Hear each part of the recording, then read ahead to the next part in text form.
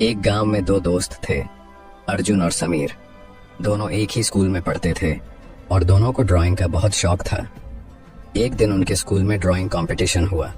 अर्जुन ने कंपटीशन में खूब मेहनत की, लेकिन वह जीत नहीं सका। वहीं समीर ने भी पार्टिसिपेट किया और वह भी हार गया। फिक्स्ड माइंडसेट वाले अर्जुन ने हारने के बाद सोचा, शायद मैं ड्राइंग में अच्छा नहीं हूँ, मुझे और मेहनत करने का कोई फायदा नहीं है।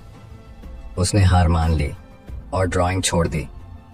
वहीं ग्रोथ माइंडसेट वाला समीर हारने के बाद भी निराश नहीं हुआ। उसने सोचा, अभी मैं जीत नहीं पाया, लेकिन अगर मैं और मेहनत करूं और सीखता रहूं तो एक दिन जरूर जीत सकता हूं।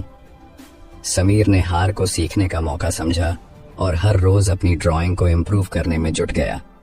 कुछ सालों बाद समीर ने कई कॉम्पिटिशन्स जीते और एक सफल आर्टिस्ट बन गया, जबकि अर्जुन कभी भी अपने ड्रीम को पूरा नहीं कर सका।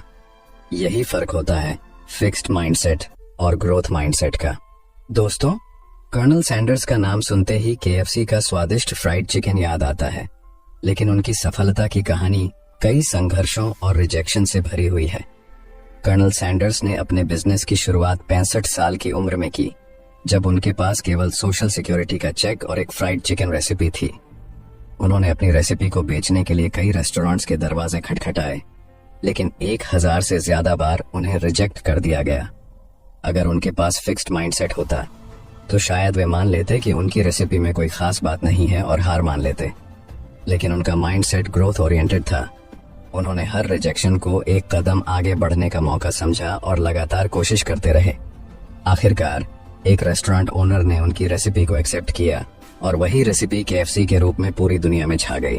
कर्नल सैंडर्स का ग्रोथ माइंडसेट उन्हें हर मुश्किल को नई एनर्जी के साथ फेस करने की ताकत देता रहा।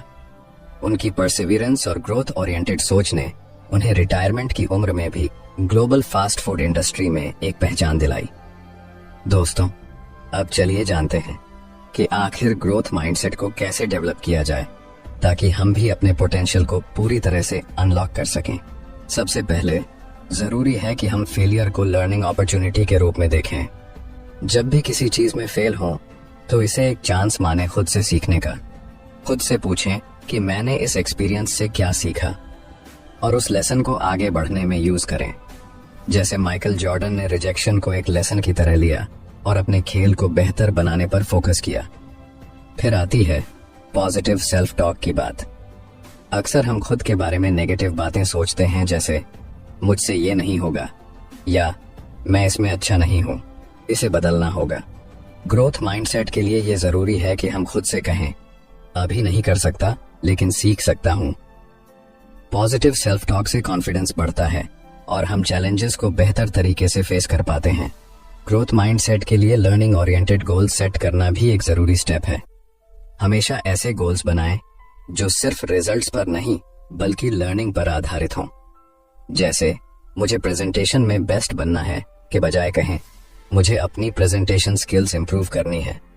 ऐसे गोल से इंप्रूवमेंट पर फोकस रहता है और ग्रोथ माइंडसेट डेवलप करने में मदद मिलती है। फीडबैक को एक्सेप्ट करना भी एक ग्रोथ माइंडसेट का हिस्सा है। जब कोई आपकी गलती पर इशारा करे तो उसे एक क्रिटिसिज्म की तरह न ले, बल्कि एक इम्प्रूवमेंट टूल की तरह माने। इससे आप हर एक्सपीरियंस से कुछ नया सीख पाएंगे। अंत में एफर्ट को वैल्यू देना जरूरी है। ग्रोथ माइंडसेट में रिजल्ट से ज्यादा एफर्ट को इंपॉर्टेंस दी जाती है। अपने छोटे छोटे इंप्रूवमेंट्स और प्रयासों को सराहें। ये आपको मोटिवेशन देगा और ग्रोथ माइंडसेट की जर्नी में मदद करेगा। दोस्तों, ग्रोथ माइंडसेट आपके लिए एक ऐसा रास्ता बना सकता है जिससे आप अपनी जिंदगी की हर मुश्किल को एक नए नजरिए से देख पाएंगे। चाहे आपको अपनी करंट सिचुएशन में कितनी भी कठिनाई क्यों न नजर आए, ग्रोथ माइंडसेट आपको हर चैलेंज में एक नया मौका दिखाएगा। दोस्तों, ग्रोथ माइंडसेट अडॉप्ट करके आप भी अपनी जिंदगी में वो पॉजिटिविटी और मोटिवेशन ला सकते हैं जो आपको हर मुश्किल में भी एक नया कमबैक की राह दिखाएगा। तो अब सवाल ये है, आप किस तरह का माइंडसेट चूज करना चाहेंगे? दोस्तों, तो चलिए अब बात करते हैं कि हम अपने माइंडसेट को कैसे शिफ्ट करें ताकि हम अपनी सोच को नया दिशा दे सकें और अपनी जिंदगी में असली बदलाव ला सकें।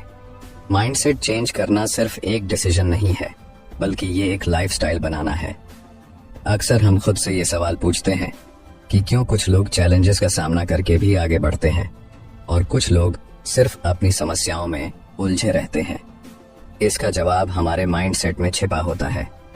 माइंडसेट शिफ्ट का मतलब है कि अपनी सोच और दृष्टिकोण को पूरी तरह से बदलना, ताकि हम किसी भी मुश्किल को एक अपॉर्चुनिटी की तरह देख सकें। दोस्तों, आगे हम आपको बताएंगे कि माइंडसेट शिफ्ट करने के लिए कौन कौन सी प्रैक्टिकल टिप्स हैं जिनसे आप अपनी सोच को बेहतर बना सकते हैं और एक मजबूत माइंडसेट बना सकते हैं।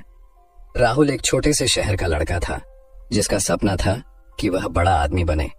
उसकी जिंदगी में एक समय ऐसा भी आया जब वह अपने पहले जॉब इंटरव्यू में ही फेल हो गया। राहुल ने सोचा, शायद मैं इस काम के लिए नहीं बना हूं, लेकिन उसके बाद उसने जो किया वह उसकी सोच को पूरी तरह बदलने वाला था। राहुल ने सोचा, मैं इस बार क्या सीख सकता हूं जो मुझे अगली बार बेहतर बनाए। उसने खुद से बात की और महसूस किया कि उसे अपनी कम्युनिकेशन स्किल्स, इंटरव्यू प्रिपरेशन और कॉन्फिडेंस पर काम करना होगा। फिर उसने धीरे धीरे अपनी अप्रोच बदल दी। वो सिर्फ सोचने के बजाय अपने वीकनेसेस को सुधारने के लिए एक्शन लेने लगा। अगले 6 महीने में उसने अपने स्किल्स को इतना इम्प्रूव किया कि उसका दूसरा इंटरव्यू एक शानदार सफलता बन गया। राहुल का माइंडसेट शिफ्ट उसकी मेहनत और नई सोच के साथ हुआ। दोस्तों, आपने थॉमस एडिसन का नाम तो सुना ही होगा। जब उन्होंने इलेक्ट्रिक बल्ब का आविष्कार किया तो उन्हें इसे बनाने में हजारों बार असफलता का सामना करना पड़ा। उन्होंने खुद कहा था, मैं हजारों बार फेल हुआ, लेकिन हर बार मैंने सीखा कि यह कैसे काम नहीं करता। अगर एडिसन ने इन फेलियर्स को हार मान ली होती तो शायद आज हम इलेक्ट्रिक बल्ब का इस्तेमाल नहीं कर रहे होते। एडिसन का माइंडसेट था कि हर फेलियर से कुछ न कुछ नया सीखना है, और यही माइंडसेट शिफ्ट उन्हें सक्सेस की ओर ले गया। यही माइंडसेट आप भी अडॉप्ट कर सकते हैं। फेलियर को एक लर्निंग अपॉर्चुनिटी के रूप में समझें, न कि एक हार के रूप में। चलिए दोस्तों, अब बात करते हैं माइंडसेट शिफ्ट करने के कुछ प्रैक्टिकल टिप्स के बारे में। दोस्तों, पहला कदम है सेल्फ टॉक को बदलना। अक्सर हम खुद से नेगेटिव बातें कहते हैं, जैसे मुझसे नहीं हो पाएगा। ये सोच हमें आगे बढ़ने से रोक देती है। अगर हम इसे बदल कर कहें, इससे मैंने क्या सीखा जो मुझे और बेहतर बना सकता है, तो यह सोच हमें एक नई दिशा में ले जाती है। उदाहरण के लिए, अगर आप किसी एग्जाम में फेल हो जाते हैं तो खुद से कहें, मैंने इस बार क्या गलत किया और इसे कैसे सुधार सकता हूं। इस तरह की सोच से न सिर्फ आप निराशा से बचते हैं, बल्कि नेक्स्ट अटेम्प्ट्स के लिए एक सॉलिड प्लान भी बनाते हैं। कोशिश करें कि जब भी नेगेटिव थॉट्स आए, उन्हें पॉजिटिव सेल्फ टॉक से रिप्लेस करें। इससे आपका माइंडसेट धीरे धीरे शिफ्ट होगा। दोस्तों, दूसरा कदम है चैलेंजेस को एम्ब्रेस करना। हर चैलेंज में एक न्यू अपॉर्चुनिटी छिपा होता है। जब हम किसी कठिनाई को एक अपॉर्चुनिटी की तरह देखते हैं तो हमें उससे कुछ नया सीखने का मौका मिलता है। मान लीजिए आपको ऑफिस में एक नया प्रोजेक्ट मिला है जो आपको हार्ड लगता है। इसे एक चैलेंज की तरह लेने की बजाय इसे अपने सीखने का अपॉर्चुनिटी समझें। इस सोच से आपका आत्मविश्वास बढ़ेगा और आप उस चैलेंज का सामना करने के लिए नए रास्ते तलाशेंगे। दोस्तों, तीसरा कदम है कि पॉजिटिव लोगों के साथ समय बिताएं। हमारे आसपास के लोग और हमारा माहौल हमारे माइंडसेट पर बहुत असर डालते हैं। जैसे कि ड्वेन द रॉक जॉनसन ने अपने करियर की शुरुआत में खुद को इंस्पिरेशनल लोगों के बीच रखा, जिससे उनका आत्मविश्वास बढ़ा और उन्हें सफलता मिली। इसलिए कोशिश करें कि आप अपने चारों ओर ऐसे लोग रखें जो आपकी ग्रोथ में मदद करें और आपको इंस्पायर करें। दोस्तों, अंत में कंसिस्टेंट एक्शन लेना बहुत जरूरी है। सोचने से कुछ नहीं बदलता। असली बदलाव तब आता है जब आप अपने विचारों को एक्शन में बदलते हैं। जेफ बेजोस का उदाहरण लें। उन्होंने लगातार अपनी कंपनी पर काम किया और उनकी यही कंसिस्टेंसी उन्हें सफलता की ओर ले गई। अगर आप अपने गोल्स को हासिल करना चाहते हैं तो आपको हर दिन उस पर काम करना होगा।